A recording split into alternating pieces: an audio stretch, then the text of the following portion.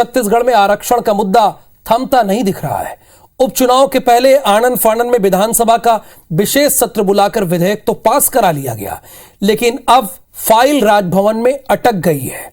मुख्यमंत्री भूपेश बघेल ने इसके लिए भारतीय जनता पार्टी को जिम्मेदार ठहराया और राज्यपाल पर बीजेपी का दबाव होने का आरोप भी लगाया है। छत्तीसगढ़ में आरक्षण संशोधन विधेयक को लेकर सियासी बवाल मचा हुआ है।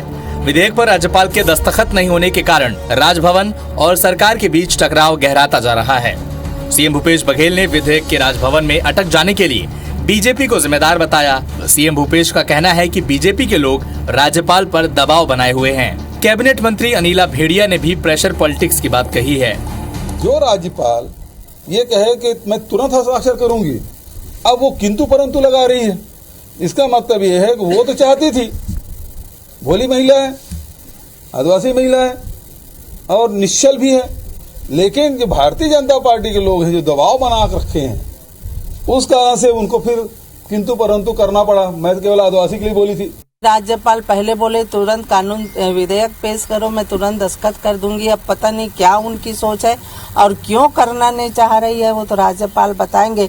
पर छत्तीसगढ़ के जनता भी इनको समझ रही है क्यों नहीं कर रहे हैं। राज्यपाल जी बहुत दबाव में रहने के कारण ऐसा हो सकता है, इस तरह का मैडम कर रही होंगी।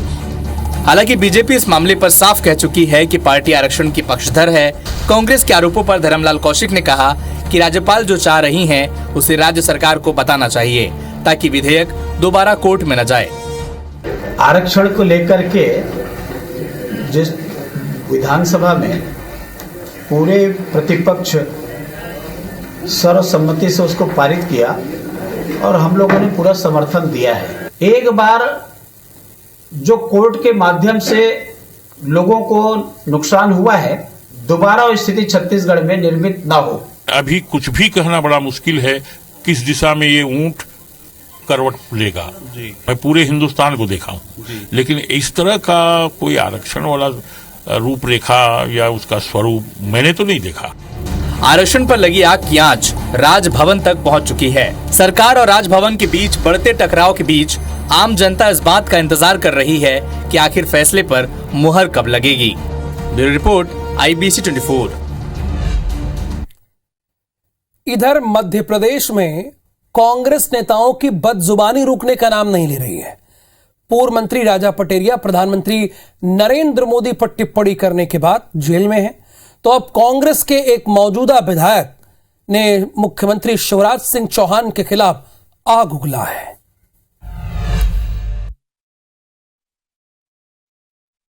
शिवराज सिंह से आपसे कह रहा हूं मैं, माननीय मुख्यमंत्री जी, हाथ जोड़कर, अगर आप मर्द के बच्चे हो तो इनको कलेक्टर और SP को सस्पेंड करो। बोलते हो ना कि मैं किसान का औलाद हूं, अगर किसान का असली औलाद है तो आज किसानों की सुरक्षा कर तू। ये नौटंकी करने की जरूरत नहीं है। ये है सिवनी जिले के बरघाट सीट से विधायक अर्जुन सिंह काकोड़िया। पहली बार के विधायक हैं। सोमवार को बाघ से ग्रामीण की मौत के बाद जब मतदाताओं के बीच पहुंचे तो ताव ताव में शब्दों की मर्यादा ही भूल गए। वो शायद सीएम को चुनौती देना चाहते थे, लेकिन इसके लिए जिन शब्दों का इस्तेमाल किया उस पर बीजेपी ने जमकर पलटवार किया। कांग्रेस पार्टी के नेता अपनी जमीन खिसकने की परिस्थिति को देखते हुए लगातार इस तरह के अनर्गल बयानबाजी कर रहे हैं। इटली के संस्कार में पल रही बढ़ रही कांग्रेस से हम और कुछ अपेक्षित नहीं कर सकते। कांग्रेस की एक्चुअल में शुरुआत से ये अमर्यादित और संस्कार जो उनके आचरण हैं, जिस तरीके से उनको पाठ पढ़ाया गया है, अमर्यादित भाषा का उपयोग करना, संसदीय भाषा का उपयोग करना, उसी का परिणाम एक बौखलाहट के रूप में निकल रहा है। इस तरीके से अगर इस तरीके की अमर्यादित भाषा का बार बार अगर उपयोग किया जाएगा तो भारतीय जनता पार्टी भी चुप नहीं बैठेगी, ईंट का जवाब पत्थर से देगी। पहले राजा पटेरिया की प्रधानमंत्री नरेंद्र मोदी पर टिप्पणी, फिर संजय यादव का दे दनादन वाला बयान और अब काकोड़िया की सीएम पर आपत्तिजनक टिप्पणी के बाद बीजेपी आक्रामक है। लेकिन ऐसा नहीं है कि कांग्रेस ने अपने नेताओं को अकेला छोड़ दिया है। पूर्व मुख्यमंत्री कमलनाथ ने जरूर राजा पटेरिया को गलत बताने वाला ट्वीट किया था, लेकिन कांग्रेस के दूसरे नेता अपने साथियों की बात को जायज ठहरा रहे हैं। नेता प्रतिपक्ष गोविंद सिंह ने काकोड़िया का समर्थन किया है। काकोड़िया जी ने हमें लगता कुछ गलत नहीं कहा। मुख्यमंत्री जी के जो बयान आते हैं बहादुरी के और जो मर्दांगनी के बयान, उसकी पुष्टि की है उन्होंने। मध्य प्रदेश चुनाव में भले ही 1 साल बचा हो, लेकिन मध्य प्रदेश में सियासी बयानबाजी में गर्माहट आ चुकी है। दरअसल इस वक्त नेताओं को अपने मतदाताओं के बीच जाना पड़ रहा है। ऐसे में कई बार अपने काम गिनाने के बजाय माननीय इस तरह के विवादित बोल देकर फंस जाते हैं। Bureau report, IBC 24। रायपुर के NH गोयल वार्ड स्कूल में वार्षिकोत्सव का भव्य आयोजन किया गया। इस कार्यक्रम में मुख्य अतिथि के तौर पर क्रिकेटर कपिल देव शामिल हुए। उन्होंने छात्रों का हौसला बढ़ाया और बेहतर भविष्य की शुभकामनाएं दी।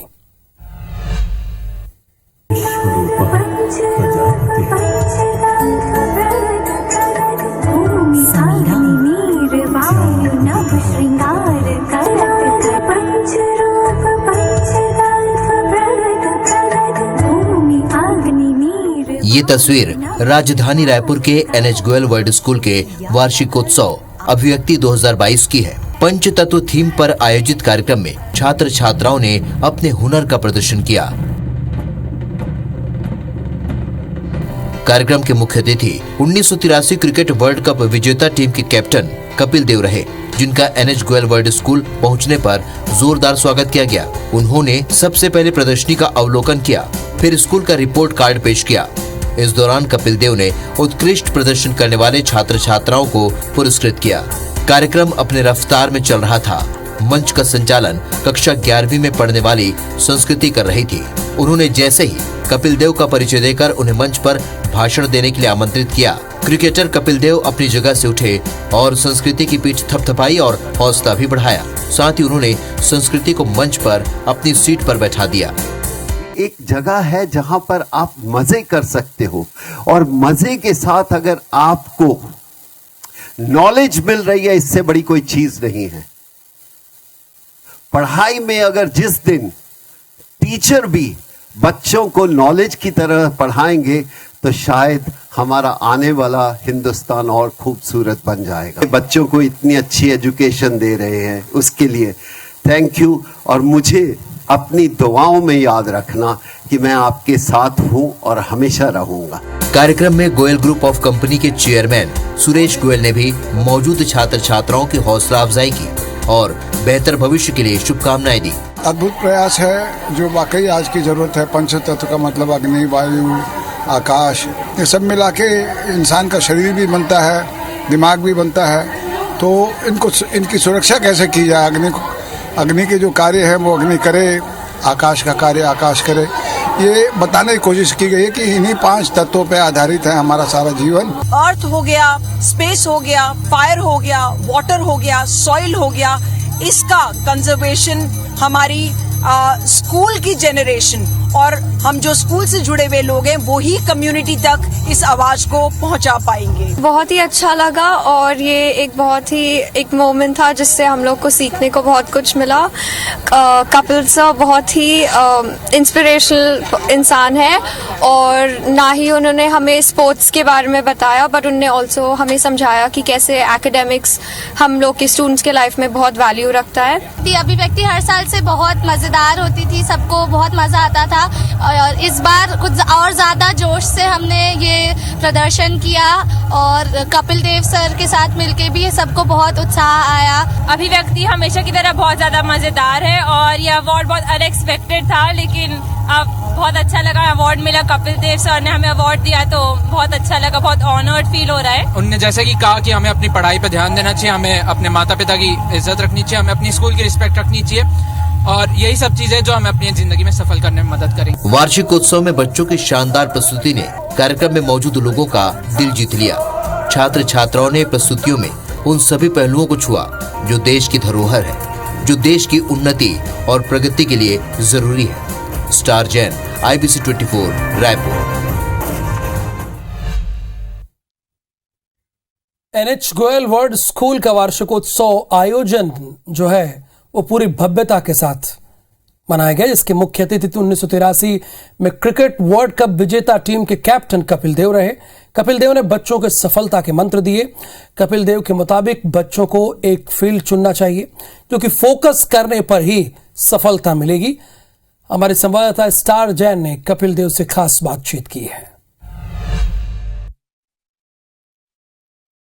क्रिकेट लीजेंड कपिल देव इस वक्त हमारे साथ मौजूद है, जो NH गोयल स्कूल में आज आए हैं और बच्चे उनसे मिल रहे हैं क्योंकि क्रिकेट बच्चे देखते हैं और कपिल देव का नाम क्रिकेट की दुनिया में सबसे पहले लिया जाता है क्योंकि उन्होंने ही भारत को विश्व कप जिताया था।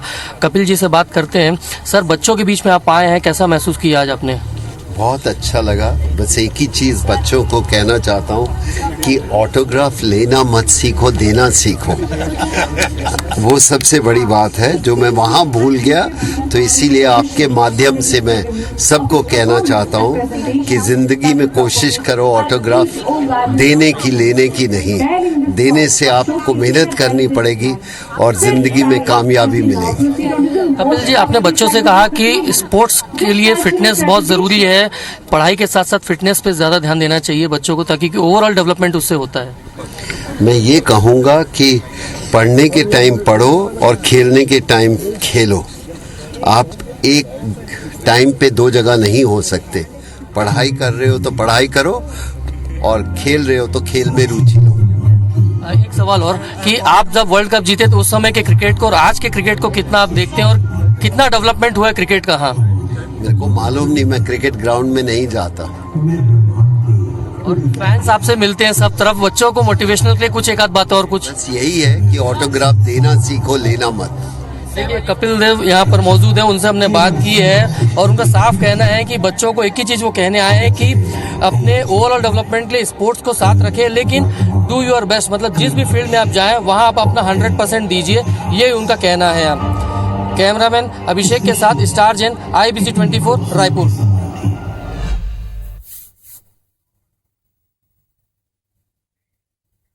10 बजे रात पूरे दिन की बात में आज के लिए बस इतना ही। मुझे दीजिए अनुमति। नमस्कार, शुभ रात्रि।